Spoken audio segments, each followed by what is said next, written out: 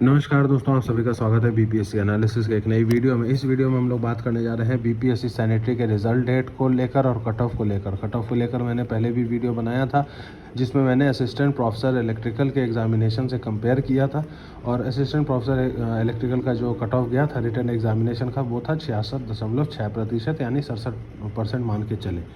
अब देखिए, आप लोगों की तरफ से लगातार कमेंट्स आ रहे हैं कि रिज़ल्ट डेट का क्या होगा, 31 को भी आएगा रिज़ल्ट या नहीं आएगा, बीपीएससी में सेटिंग चल रही है। तो देखिए, मैं आप सभी को बता देना चाहता हूँ, जितने नए लोग जो जुड़ रहे हैं बीपीएससी के साथ, जो पुराने लोग हैं वो तो जानते ही हैं, जितने नए लोग जुड़ रहे हैं उन लोगों को मैं बताना चाहूँगा कि BPSC the Bihar public service commission is undergoing through some major reforms, और उस वजह से ही आपके जो रिज़ल्ट्स हैं वो डिलेड हो रहे हैं।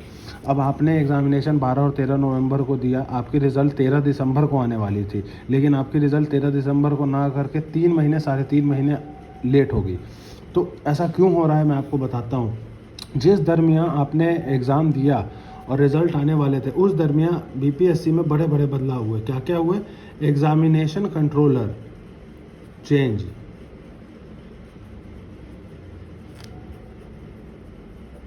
एग्जामिनेशन कंट्रोलर चेंज हो गए। दूसरी जो चीज़ हुई, एक्सपर्ट पैनल चेंज हो गई।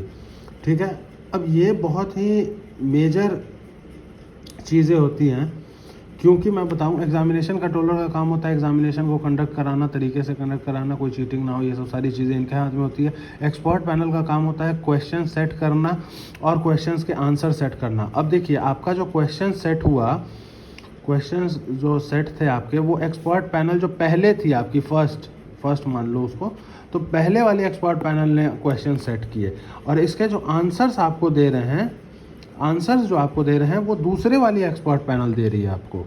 एक्सपर्ट पैनल में इस दरमियान जब आपने एग्जामिनेशन दिया और अभी रिज़ल्ट के बीच में बीपीएससी में बदलाव हुए, एक्सपर्ट पैनल भी चेंज हो गए, एग्जामिनेशन कंट्रोलर भी चेंज हो गए।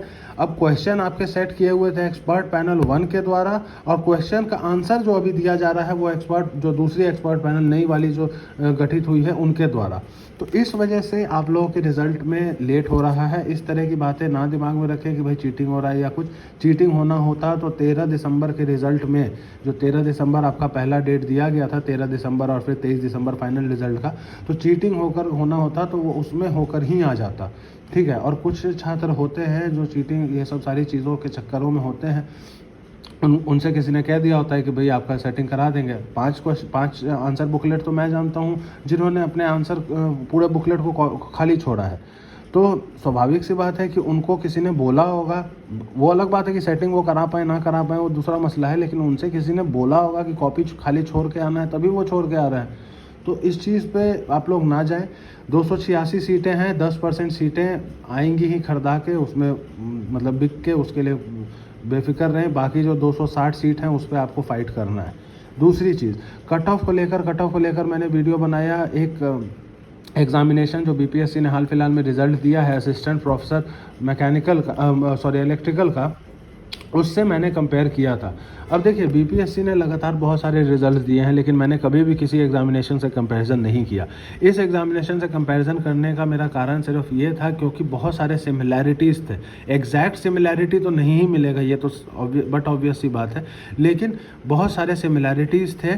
उस वजह से जो है मैंने इसे कंपेयर किया, और असिस्टेंट प्रोफेसर इलेक्ट्रिकल में 67% के आसपास में कट ऑफ गया है रिटन एग्जामिनेशन का। अब 67 क्या होता है आप सब लोग समझ लें। आप लोग, बहुत लोग कह रहे हैं कि ये कंपैरिजन जायज़ नहीं है, ये कंपैरिजन ठीक नहीं है, क्योंकि असिस्टेंट प्रोफेसर में तो 3600 बच्चे थे, यहाँ 36,000 बच्चे हैं, ये जायज़ नहीं है। इसमें 67% गया, तो भाई साहब मैं बता दूं, इसमें भी 67 ही जाएगा। 3,60,000 बच्चे आ जाएंगे ना, उसमें भी 68 ही % रहेगा कट ऑफ। इस कट ऑफ में यूनिटरी सिस्टम नहीं चलता है कि हाँ, ऑब्वियसली स्टूडेंट्स बढ़ने से कट ऑफ इफेक्ट होता है, लेकिन वहाँ पे यूनिटरी सिस्टम नहीं चलता है कि 3600 बच्चे हैं तो 67 होगा, 36,000 आ जाएंगे तो फिर 77 हो जाएगा, और फिर 3,60,000 आ जाएंगे तो 87 हो जाएगा, फिर 9 लाख आ जाएंगे तो क्या 100% हो जाएगा? ऐसा नहीं है। कट ऑफ रहेगा ये 67 के आसपास ही, और 67 भी मैं लेकर चल रहा हूँ, तो इसको शायद आप लोग कैलकुलेट नहीं कर रहे हो। 67 हो गया 134 मार्क्स, 134 मार्क्स, क्वेश्चन भी नहीं, मार्क्स। तो 67% के हिसाब से भी 134 मार्क्स आ रहा है। और आप लोग कह रहे हो कि नहीं नहीं यहाँ पे तो भीड़ कम थी असिस्टेंट या सैनिटरी में, तो और भी कट ऑफ जाएगा। तो कितना जाएगा आप लोग के हिसाब से? 77 जाएगा क्या परसेंट? आप लोग जो यूनिटरी सिस्टम लगा रहे हैं, कुछ लोग लगा रहे हैं यूनिटरी सिस्टम इसमें कि 3600 बच्चे हैं तो 67 गया, 36,000 होंगे तो 77 जाएगा। उस हिसाब से तो आप लोग के हिसाब से तो 3,60,000 में 87 चला जाना चाहिए। तो ऐसा नहीं होता है। कट ऑफ जो है यूनिटरी सिस्टम पे नहीं चलता है। मैथ्स में आपने यूनिटरी सिस्टम पढ़ा होगा कि अगर राम 2 खाता है, श्याम 2 खाता है आम, तो फिर टोटल 4 आम हो गए। अगर 2 और बंदे जुड़ेंगे तो 8 आम खाएंगे। ऐसा नियम नहीं है यहाँ पे, ठीक है। तो इस चीज़ को समझें आप लोग। और भी 2-3 डाउट्स थे आप लोगों के कि ये रिटन एग्जामिनेशन हुई प्रोफेसर की। नहीं, बिल्कुल नहीं, ये MCQ बेस्ड एग्जामिनेशन हुई है ये भी, ठीक है। इसमें भी पद 287 थे, एक फालतू था उसमें से 286 अपने सैनिटरी में, इसमें 287 से तो 287 थे। तो मैंने जो कंपैरिजन किया है वो ऐसा नहीं है। BPSC तो बहुत सारे रिजल्ट देते रही है, लेकिन मैंने तो कभी किसी रिजल्ट के साथ कंपैरिजन नहीं किया। सिर्फ इसी रिजल्ट के साथ कंपैरिजन इसलिए किया क्योंकि इसमें बहुत सारे सिमिलैरिटीज़ थे।